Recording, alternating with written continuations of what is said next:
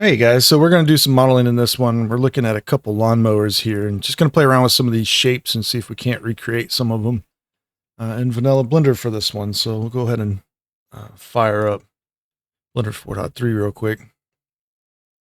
And we'll use those as references basically as we go through this process. Now, if you can bring a reference image in, of course, that's helpful. So jump to a side view of your choice. I'm going to go to the left view. Tilde key, left view, Shift A, create image, reference, and save out an image from, I don't know, Google or something. You get this come in like so. Opacity on. Usually you need to drop it a little bit. Send it backwards, and then on the back side, you want to check front only. So it's like this, right? Now, if you want to lock this thing up, you can click here and make that uncheck it basically. So now you can't select it no more. It won't move. Create a plane, go into edit mode. If we go back to our right view here. So create a plane, go into edit mode, press RY90, do a number like this. So we're just going to sit it here for a second. Alt Z, so we can turn on X-ray. We may also want to go ahead and configure Blender real quick. So backface calling on. See, our normal is backwards. That's good to know. Alt N, we can flip it. I do want to see my wireframe turn on and off. So right click, assign a shortcut. I'll use a back button on my mouse.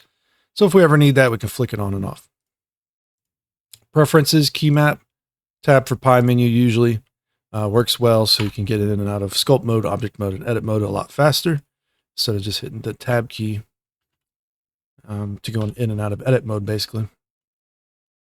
So the shapes here, you know, you can try modeling like the whole section with the front and everything included in it. It's not always needed. Sometimes it's better to just focus on certain edges. So I'm going to use a knife tool, hit K, just start cutting out like this. We're doing like a simplified version of this shape. So we're not doing the bevels. We're just cutting out to where the bevels kind of would be created at. So you're tracing the long edges more or less. You can see we got this little N-gon shape now. So let's delete these. Select both of them. X, delete face, right? And if you align these very carefully, what you're going to find later on is that when you do a bevel, everything will just work. Like it'll line up with each other. A lot of designs are like this, so it's worth getting used to this idea of simplification. Now, when I was talking about, you know, doing some 2D drawing in previous videos, I was mentioning that you create something like this and you bevel your corners, right? Or fillet them if you want, or fillet, whatever you want to call it. So here's the thing. That's what we're doing. All right. We're just starting with a simplified version of this. And we could take that a step further in this particular case. We can actually do like a knife cut here. Trace along that long edge. And cut up like that, right? And not only can we do that, we can do it again. We can do the inside section like this as well. You can see it's very narrow on the back side here. It may even go underneath the panel a little bit, but we'll be okay with that for now. So later on, you're going to bevel things and you'll find that edges help control like the direction of the bevel sometimes, right? We need to join these two. Press J, select two verts J where needed to join. So later on when we're beveling all of this, you'll see it doesn't quite work out the way we would want it to. So sometimes you have to add temporary cuts. It doesn't really matter where, so you can take an edge like this and dissolve it. Now, if we dissolve it outright and we hit Control X, it doesn't do right. Sometimes you have to select by face. In our case, we need to select this face at the bottom. And you can see like the little point to select this face is actually right here. It's like the average of the area. So sometimes you got to remember it's not exactly on the face. But if we select these two faces, we hit Control X, you can see we can dissolve like that now. Okay, so we'll get rid of that edge. It's a little tricky. Control X is just a dissolve selection, right? Okay, so later on we bevel. It would be Control B and V in this case. Control B followed by V, so we can mouse wheel up. Usually we want to do even amounts, or 2, 4, 8, 16 would work well on these kinds of bevels. And you can see it'll start to curve out just the way we need it, right? So angles are extremely important when it comes to creating sci-fi designs. And this is just an excellent little way of learning how to do this. is just working on, you know, maybe don't build a whole vehicle or lawnmower in this case, but, you know, learn how to lay out your geo in this manner. And it just helps you go a lot further later on, especially when you're doing like Boolean Ngon workflow later on as well, because your Booleans are going to take place and create these shapes anyways, right? So you can see we can just kind of balance things out exactly where they need to go. We don't have no depth to this yet, so in the side view, we're just creating a flat plane. It's just excellent practice, right? We can move our vert around, we just press G, we don't have to constrain nothing, it's very fast. And it's a lot of fun too, so we'll try to get this one mostly correct. You do run into an issue sometimes, like this is in perspective, so this actual feature here may not actually go up or down, right? Like it may just go forward, and as a result, because of the perspective, it looks like it goes up or down. So don't, you know, always trace your references 100%. This is where having additional reference images comes into play, so you understand what the front's actually doing. You can't always just model straight off your reference, necessarily. All right, but we get this going. We can delete that interior one there. So we select the face, delete it, and then we can see what's going on now, right? These will later on be pushed back. Now, don't forget, use vertex snapping, guys. This is really important when modeling a lot of times. It helps speed things up quite a bit. Because like I want all of this at the bottom to be pushed in this far. Same here as the top, right? So if I constrain it, I press G and X, and then hold Control to snap. We'll go to the same depth, basically. It's that fast. So we can alt-click here, GX, hold Control, boom. And you see where that's going. Works out very quickly. All right. And so we've more or less created a low poly version of what we're trying to create here. I mean, that's really all it comes down to. It's very simple in nature to create paneling of sorts. It gets more complicated, obviously. We're looking at a different reference here in this case. Things can get much more intense and much more involved. So these kinds of things will definitely push you as an artist, basically, when trying to work in polygons to make these kinds of details. But you are going to spend some time on some stuff like that, basically. But you can see now we can think about, you know, maybe adding some bevels in. Once again, use the right amount of segments here. You don't always need to use, like, it depends on what you're doing. If you're going to subdivision, you probably use less. If you're going to Boolean Ngon that you're planning on like taking a ZBrush or something, you might use a little bit more.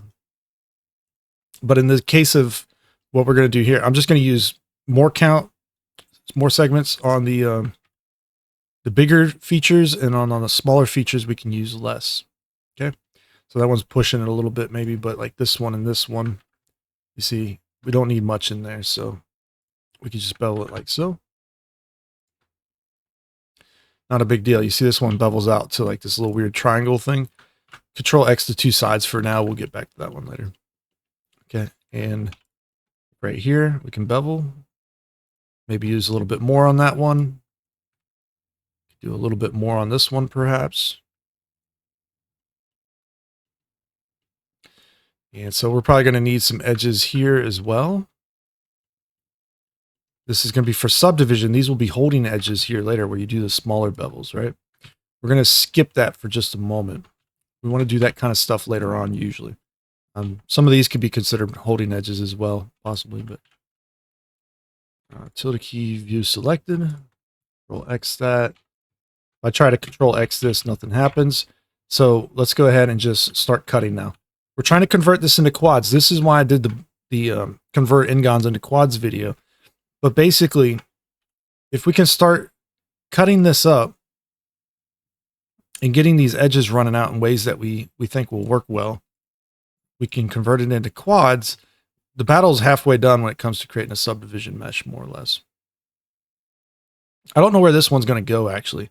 I kind of want to keep it going straight back, but I also might want to connect these two together. So I'm just going to cut there for now. You can make temporary cuts if you want. You might have to clean some stuff up a little bit, but it's not the end of the world. So I'm going to cut these down like this. And usually if it seems like it makes the most sense, then it's probably the better cut, generally speaking, but not always. You'll have to get the hang of just doing subdivision in general to kind of figure out what's going on here. Now you'll notice I crossed this one edge. We cut at a diagonal. We get this little triangle down here. Like, you know, what do we do with just GG twice? Slide that down. These types of corners, and when I explained the Ngons and the E-poles and all that in other videos, these are just simply, it's like an inset. Okay. This is like a quarter of an inset basically running out into these areas.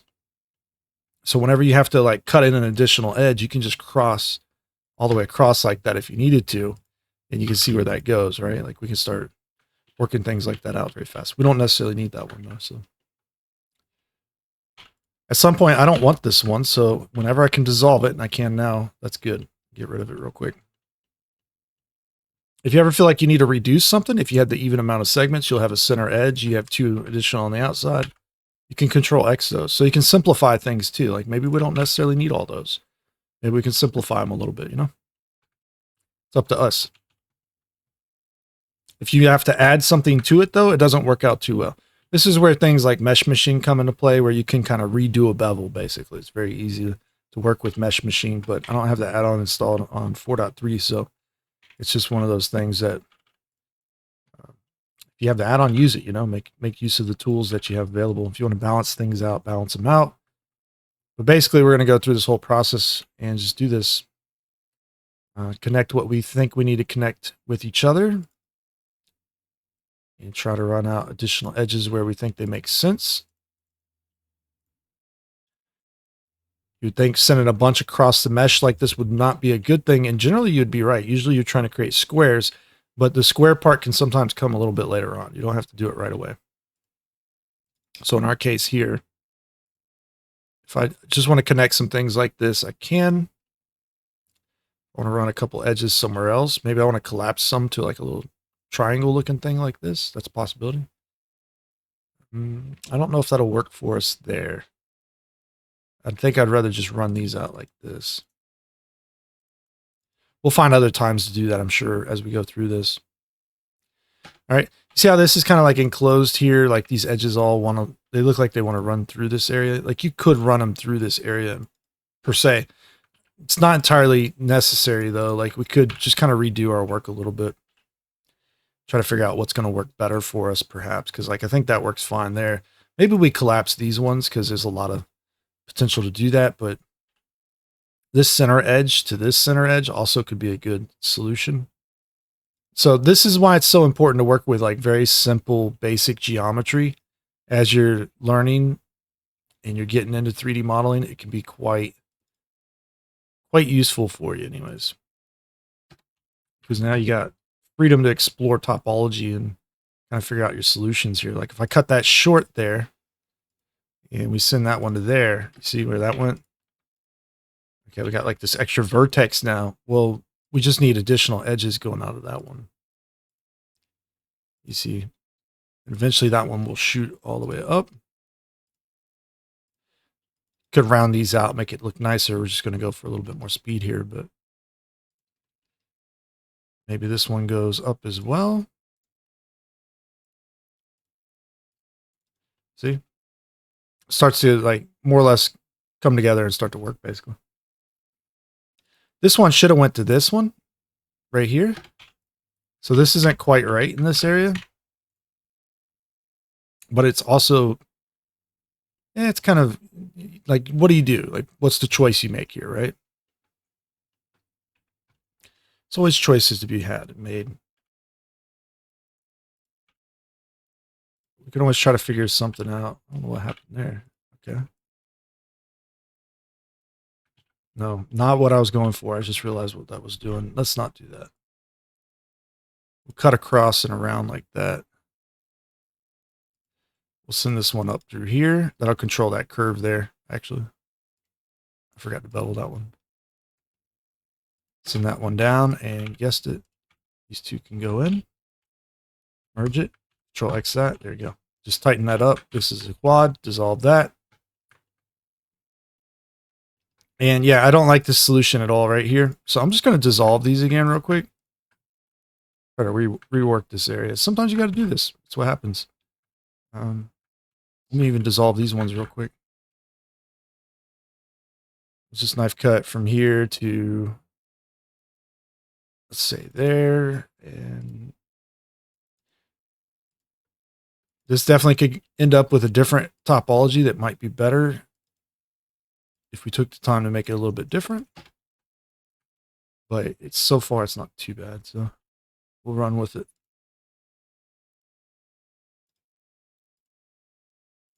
All right. We're getting there slowly but surely. All right. 2 loop cuts maybe. You can see it dies off. So something, oh, there's a little section here that did not go out.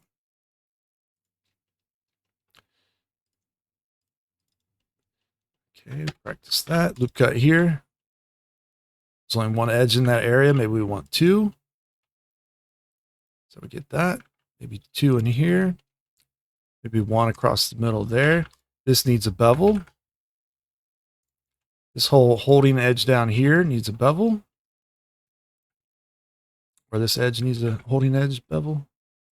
Sometimes you use shape profile of 1. That's just going to square it out. This works out really well usually when you're trying to create things that look a little bit sharper.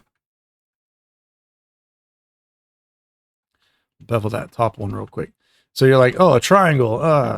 Loop cut to the back of it. You can see a loop cut goes down. And we just need, maybe we just need 1 little holding edge up here.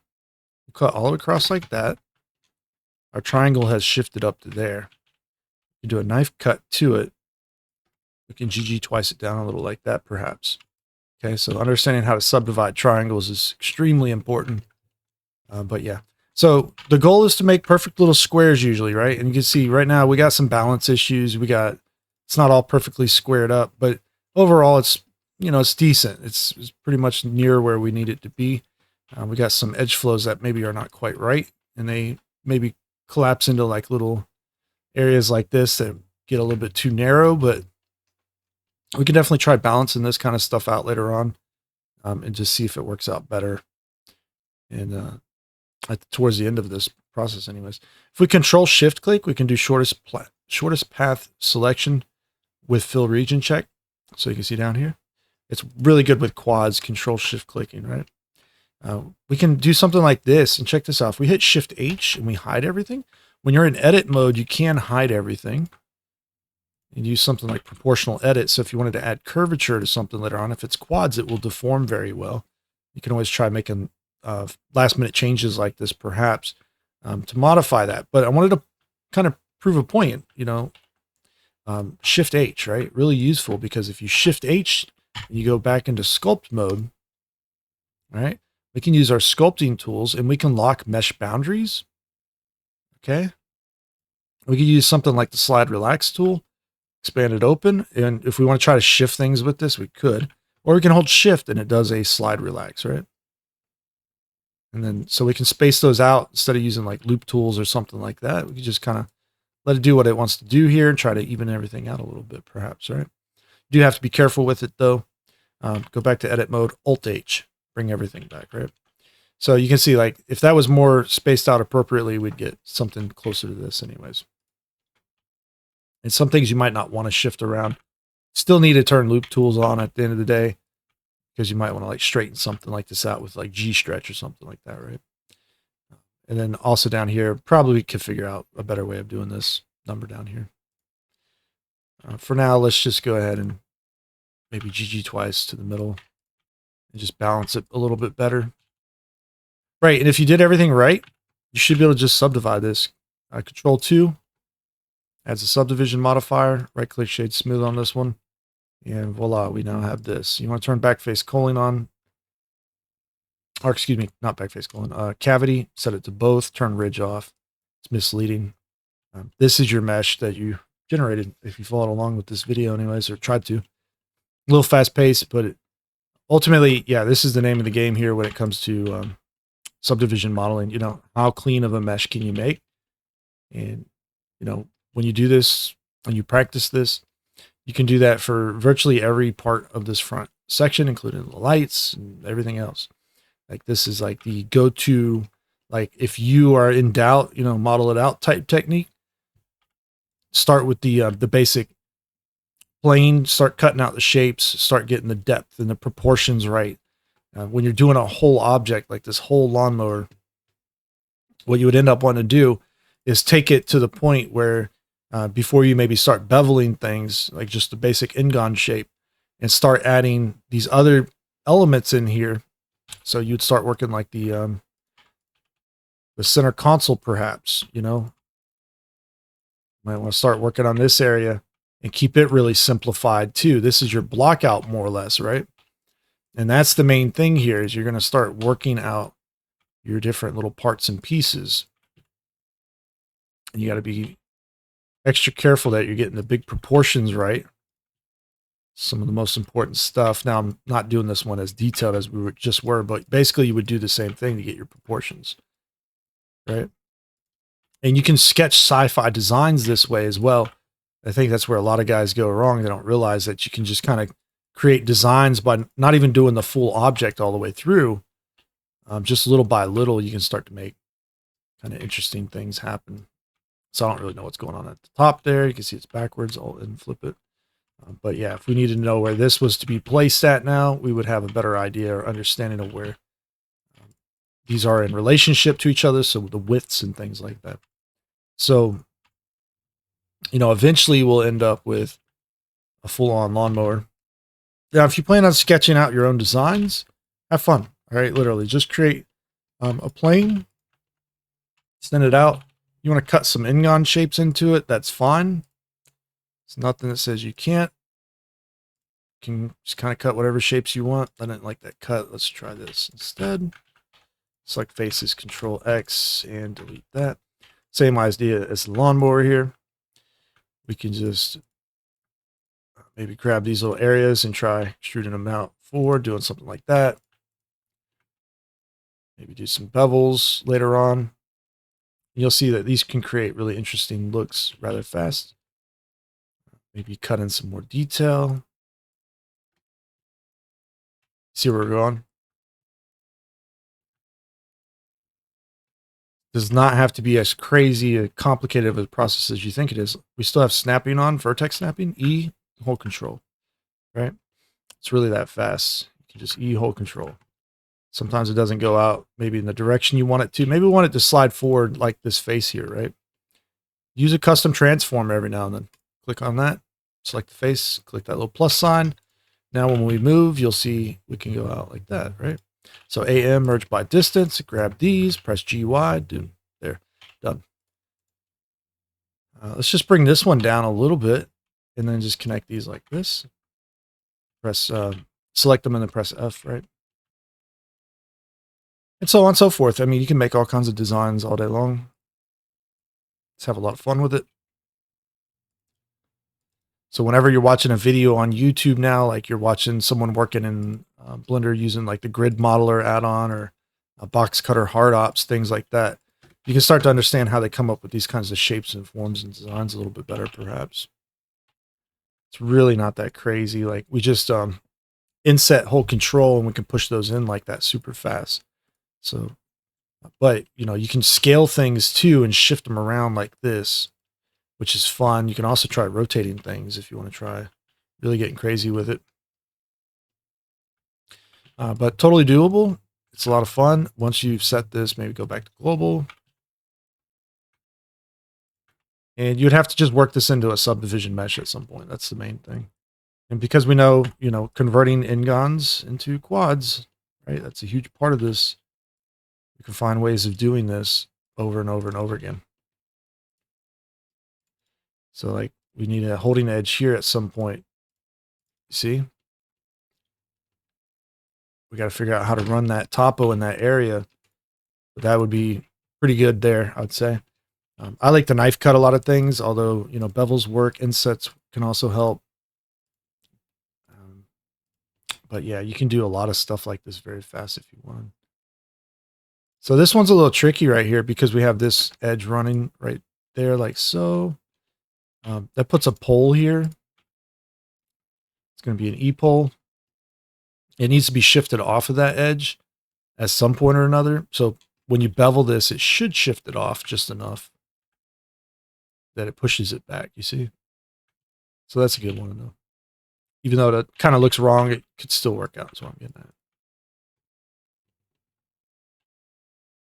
Connect those two together, see where this is going. So a lot of times, you can do these numbers like this. They'll connect together. Another way of looking at it, dragging them all the way through like that.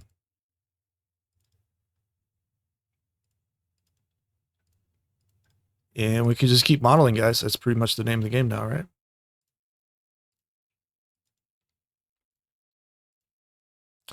Practice on real world stuff. They're going to have much more interesting, harder designs than what you'll come up with as a beginner. But at some point or another, you'll start to realize that you can do all this. It's nothing crazy. It's going to be a lot simpler as you do it more and more. Get a little practice on it, right? So like this whole area is almost worked out now. That little section anyways. You see, I'm not even bothering ending the cut.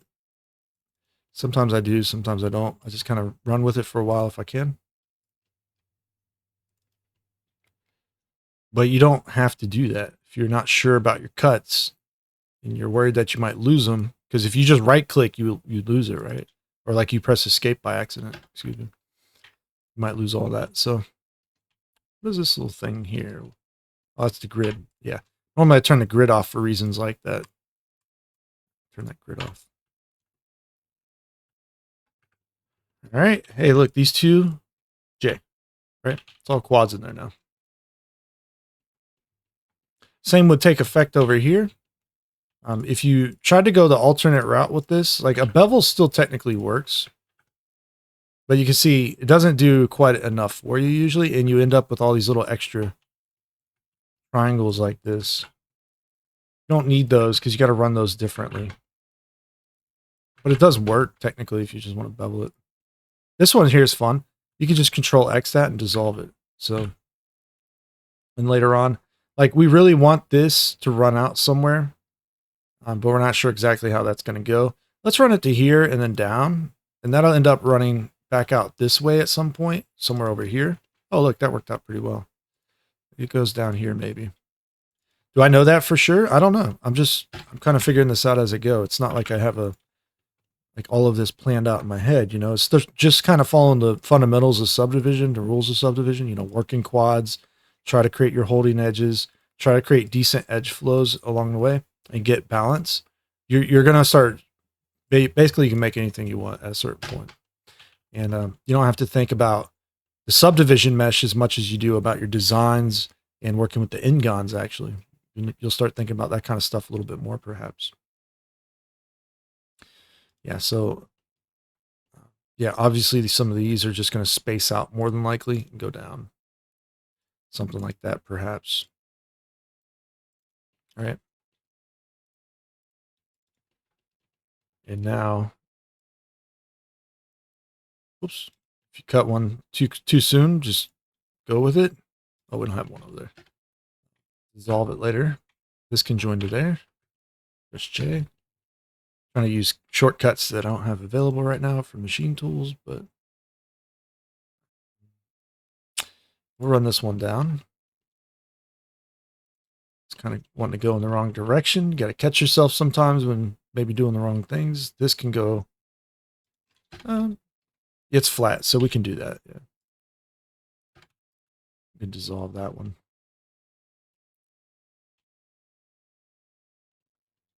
See this? Probably don't need this one.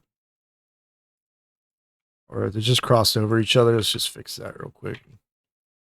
I don't know if we need both of those 100%, but let's just say we do. We'll leave them for now.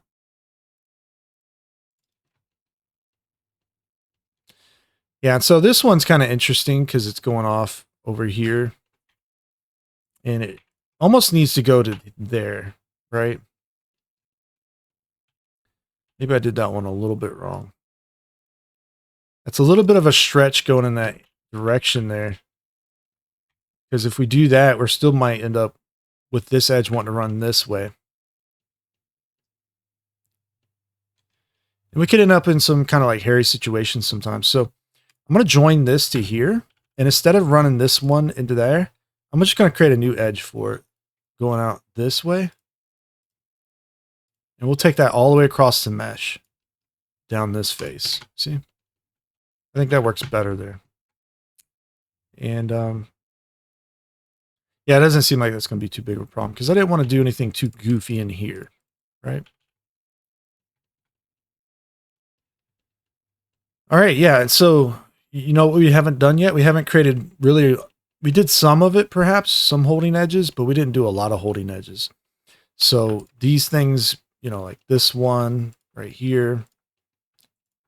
If this is supposed to be a sharp edge, obviously you need a bevel and add those 3 edges in there. We can just GG twice that out for now. Delete that AM or by distance, and we'll keep that edge there. This whole section here, we got to do still. So I'm going to show you a trick with this one as well, which is kind of fun. If we press I and inset it, you see how some of the corners start to collapse on themselves? This is a dead giveaway that's probably what you're going to end up doing in those areas. So like these ones here, you know, you can sometimes got to hit Alt-Z to do this, but use the cursor selector with C. Mouse wheel up and down, click, and then you can M, merge at center, right? Grab them, merge at center. You'll see this one's a little goofy. It's these ones here, merge at center. These ones here. You can probably merge all these, by the way, on this particular example. Sometimes you can't get away with it.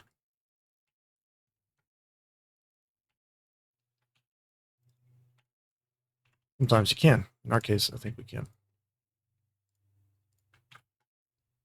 Dissolve all those in the middle.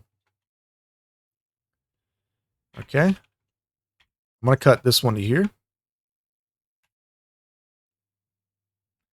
This is a little tricky right here too. This is why I was complaining about these edges earlier. I really think just having one in the center would work, but if you're trying to hold like a slight little chamfer there, that wouldn't actually work. You would want the 2. There's ways to localize geometry. This is one of them. This is the 3-to-1 reduction usually. It's something like a half of an inset.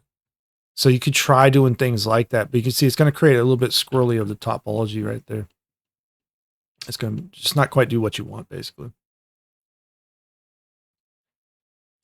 And if we tried other joins and connections, like some of these might work here.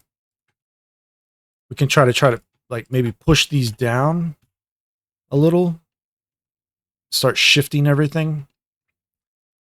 But that's not a guarantee that's going to work out either. This one does look right, so I don't know where this one would go now. I guess because we got a triangle, this technically works. This is a quad. We've got a triangle over here now. And I do want that running out like that kind of, but as a result, so when you see a triangle, if you run a new edge loop out, a lot of times it works out too. This one would possibly need to get reduced somehow. I don't know what we got to do here now.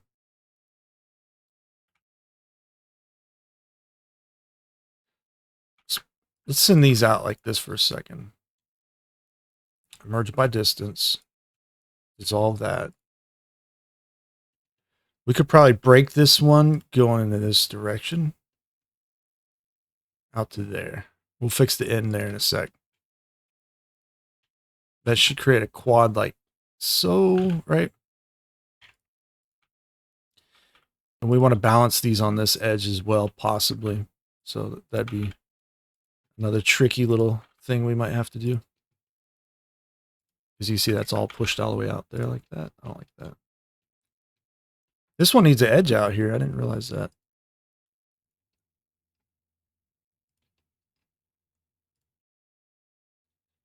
Yeah, it's going to get a little bit cramped in this area if I keep going with that. So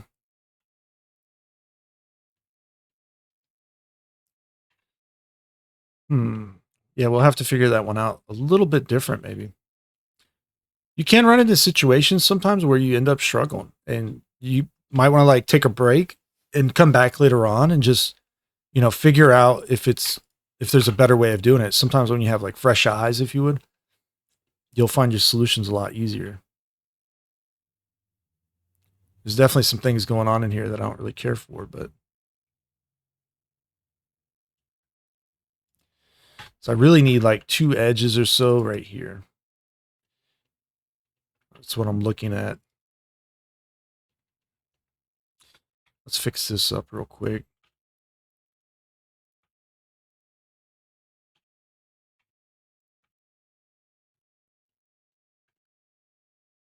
I really want to collapse these bad. We'll run this one all the way out to here. And we'll run this one through to here.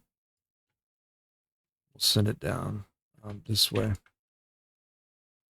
right, so we get this triangle now. This might save us right here. This isn't good topo per se, but it's doable. If you're in a pinch, you know, maybe. See this one running like that. Still looks a little bit odd. But yeah, so it's better than it was maybe.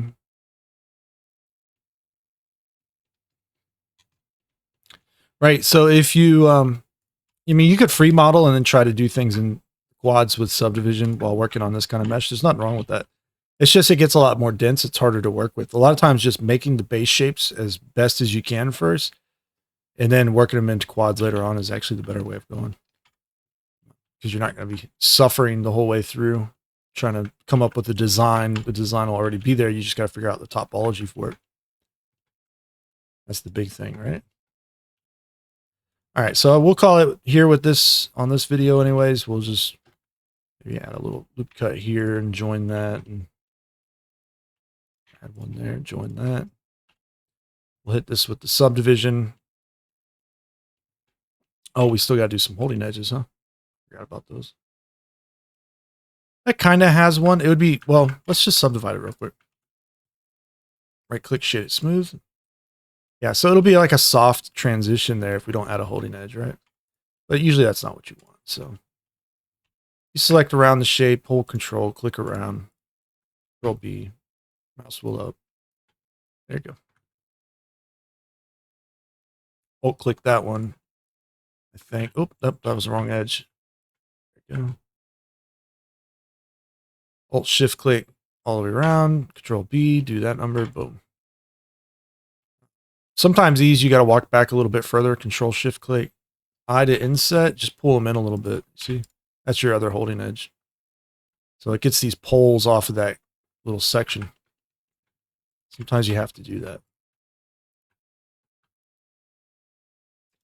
Inset.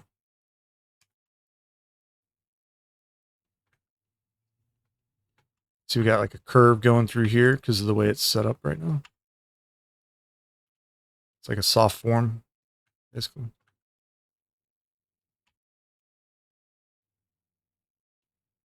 You can try doing some other stuff to hold certain areas with a little bit more sharpness. Like if I grab all that and bevel it, you don't always have to do a straight bevel either, like with 2 segments, right? You could do just a chamfer with 1 segment. That's going to create a little bit of a softer edge, basically. They tend to look like they're plastic when you do that, though. So they have like a little raised up section right here. Tiny little bit. It's hard to see sometimes, but that can happen, okay? Oh, we didn't finish cutting these, huh? Let's finish that then. And that's how you do it right there. So you want to make more complicated looking stuff?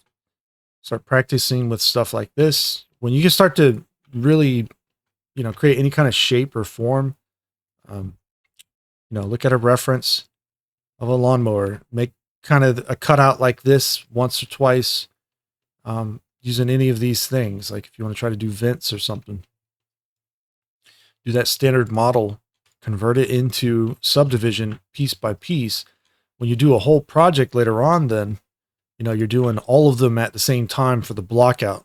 And then you're working them in piece by piece a lot of times. It's really challenging to make a whole subdivision anything, like whether it's a lawnmower or motorcycle or car. It really is challenging and it takes time. You can see just working one little section like this, you know, it takes a chunk of time out of your day. So when you do, you know, finally commit to this idea that you're going to do a big project, just understand you're going to be working on it for, you know, depending on how complex it is, it might be the whole day. It might be a few days. It can be weeks, right? It could literally be weeks, and I'm talking like 8-hour days of modeling. And so when you're doing something just kind of like part-time, whenever you get an hour here, an hour there, those projects can drag out very, very long. So like if you're doing like environment art, for example, even game environments sometimes take up to 6 months. But when you're not doing it full time, that 6 month project would probably take you a year, you know, or a few month project would take you like half a year. It's really, it kind of adds up quick. And so that's why, you know, 3D modeling is a job. It's challenging. Let's just be honest. It's not everybody is able to do it because it takes practice and lots of trial and error, failing, and then retrying, and then eventually start to get in the swing of things where you can make pretty much anything you want. Subdivision being, you know, one of the more complicated ways of going. And then there's always other software you might want to learn too, like plasticity, right? You can definitely design things a lot easier in something like plasticity, or even like Substance 3D Modeler using voxels or like 3D Coat. But when you're finishing out an asset and it's got to be absolutely pristine and perfect, and you want subdivision, yeah, it's going to eat up time still, right? Get the design right first. Concept and design is 2D and 3D, but that takes place before you start doing like production stuff a lot of times. So when you're designing, focus on design. Don't focus on topology necessarily. Just make the right kind of shapes and forms. Then you work it out later on, right? Anyways, that's it for this video. I hope you learned something here, and I'll see you in the next one. All right, take care.